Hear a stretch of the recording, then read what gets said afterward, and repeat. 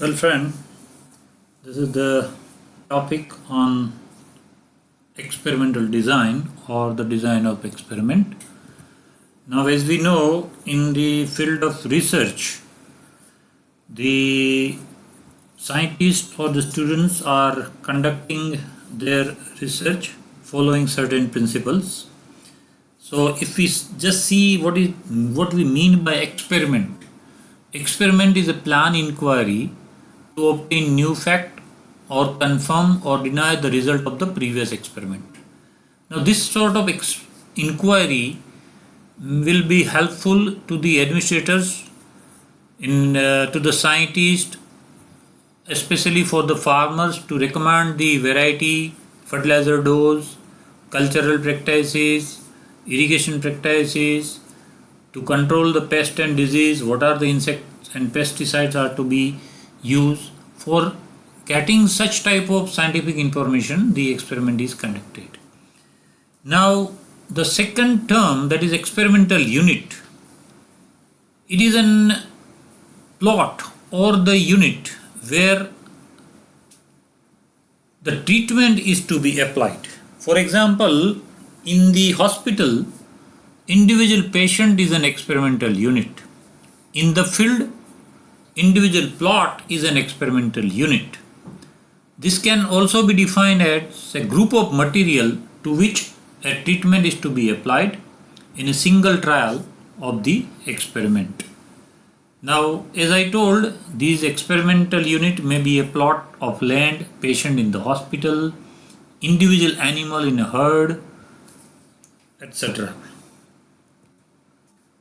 Now, the terminology treatment. Treatment is a procedure whose effect is to be measured and compared with other treatment.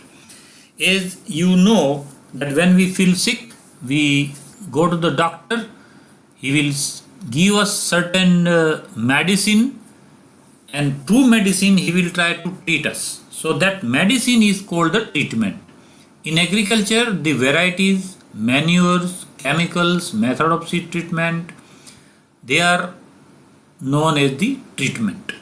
Now, when we start our experiment, maybe in the field condition or in the laboratory condition, there are chances of creating the error. So that is known as the experimental error. So it is a measure of variation which exists among observation on experimental units treated alike. If we have divided the entire area, experimental area, into two parts, and we show the same variety in these two plots where uniform application of fertilizer, everything is uniform. And what is our expectation? That when everything is uniform, the yield which we should get from these two plots should be exactly same. But it will never happen. So that is called the experimental error. Whatever deviation which you are getting in the yield performance of two adjacent plot of the same variety, it is called the error. Now there are two reasons. First one is the inherent variability. Whatever inheritance character is there, because of that this experimental error is created. And second is the variation which results from any lack of uniformity in the physical conduct of the experiment. When the experiment is conducted, it is all the practices which you have applied, it may not be uniformly applied. Now, to control this sort of error, there are certain measures which we will not discuss here, because the entire topic, when you will come for your masters, you will study in that course. Now, these design of experiment, when we follow or when we adapt, it is been governed by three principles. And these three design, the principles of experiment design is given by Ronald A. Fisher. And these three principles are replication, randomization, and local control. Replication is nothing but the repetition of the observation.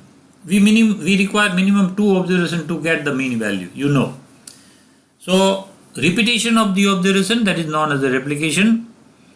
Randomization, when you are giving equal chance to every treatment to be allotted on the field, that means with equal probability when you are allotting the treatment, that is known as the randomization. Local control. See, adjacent plot has a minimum variability as compared to the plot which are far. So that principle is known as the local control. By following these three principles of experimental design, we choose different design, and in that we use the technique that is known as the analysis of variance. So analysis of variance, it is a mathematical process of partitioning the total sum of square into various recognized sources of variation. To apply this ANOVA in various design of experiment, there are three assumptions which we have to follow. First one is the population for which each sample mean has been drawn is normally distributed. Treatment effect and error should be additive in nature. And third one is experimental error should be normally and independently distributed with mean 0 and common variance sigma square. As I told, if you have single factor means suppose variety, you have 10 varieties you which want to compare with respect to their yield potentiality. You can conduct your experiment in different design. Basically, these are the three design: CRD, that is completely randomized design; RBD, that is randomized complete block design; and LSD, that is Latin square design. CRD we mainly use when our experimental material is homogeneous. RBD we use when the variability in the experimental material is unidirectional. And Latin square we normally recommend when the variability in the experimental material is bidirectional. So that means there are two-way variation in the material, we go for LSD, and that normally happen with the animal science experiment. Age may be one factor, weight may be the another factor. In case of RBD, when the experiment is conducted in the field, the soil heterogeneity, if it is going in a unidirection, we have to follow the RBD. In the laboratory condition where the experimental material is homogeneous, we are able to control the temperature, we are able to control the humidity, most of the parameter we are able to handle. In that situation, our material will be homogeneous and we can go for CRD. So this first design, if we just look at primarily this design, as I told, it is useful when the experimental unit are homogeneous. It is the simplest among all these three design because there is no restriction in the randomization, there is no restriction in the selection of the treatment.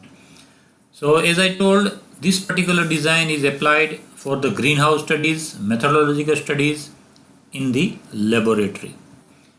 When we plan our experiment, it has to be planned systematically. So you have to make a paper plan and subsequently it is to be applied in the actual field or in the lab condition. For example, here we have three treatments A, B and C which are to be replicated 8 times. So you need 3 into 8, 24 experimental unit. So these 24 experimental unit on which you have to apply treatment A, B, C at random. So there is no restriction in the randomization. You have repetition with A, B, C with 3. So this way you can prepare the layout plan. You can use any randomization procedure either by making the chits or the random number table. So this is the procedure for how to allot different experimental unit to the different experimental place or unit. So there are 24 unit, as I told, 2-digit random number table you can select, and from that you can get the random number like 4, 18, 2, 21. So the selected number are to be allotted to treatment A, B and C and so on. So that way you can prepare the layout. And when you get the information, it is to be analyzed statistically, and for that, as I told, ANOVA technique is to be applied. Here you can see that here we have three sources of variation treatment, that is the control variation, error is the uncontrolled variation, what we call the experimental error. So the total variation are split into treatment and error. Then the second column, that is regarding the degrees of freedom.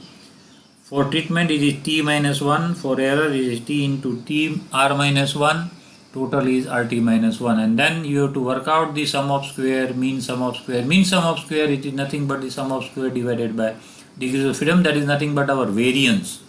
And then finally in the f, we take the ratio of treatment to the error, and if this f is significant, we say that the treatment among themselves are significantly different at 5% level of significance. If it is non-significant, we can say that the performance of the various treatment, they are same, though numerical differences are there, but it is because of the chance, it is not a real difference. For that, to decide whether the difference is which treatment is better, we go for the application of the least significant difference test, and that will decide which one is the best treatment.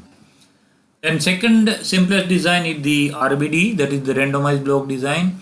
As I told, here when the experimental material is not homogeneous, it has to be divided into homogeneous group through blocking, and this block we called it as a replication. And there should a way in which the small plots are taken, and in each plot the number of treatments are randomly allotted by following the randomization process.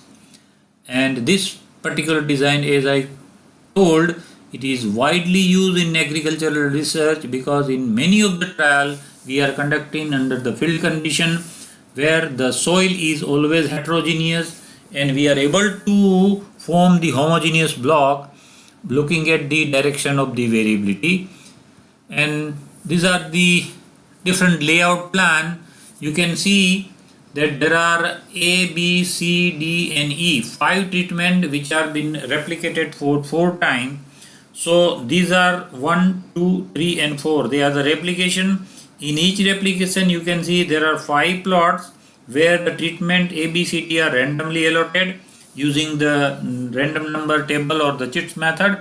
Similarly, a fresh randomization is done in second replication, third replication, fourth and so on. This is the another way of preparing the layout plan.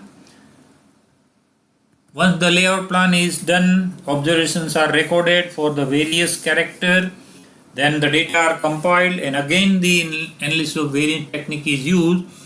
And here you can see that there are 3 sources of variation: replication, treatment and error. And finally, using the experimental error source, we work out the F ratio for replication and the treatment. Our main interest will be in this ratio. If this is significant, we can say that the differences in the treatment mean are statistically significant. If it is non-significant, we can say that the differences are not there. Whatever deviation which you are getting among the treatment mean, it is because of the sampling fluctuation. So when it is significant, we again apply the least significant difference test, that is called the CD test, and then based on that we try to find out the best treatment among the treatment which you have tried. So this way you can use this design. The advantage of this design is any number of treatment can be tried in this design, and any number of replication depending upon the availability of the experimental material we can use. And so these are the very brief of the topic of experimental design.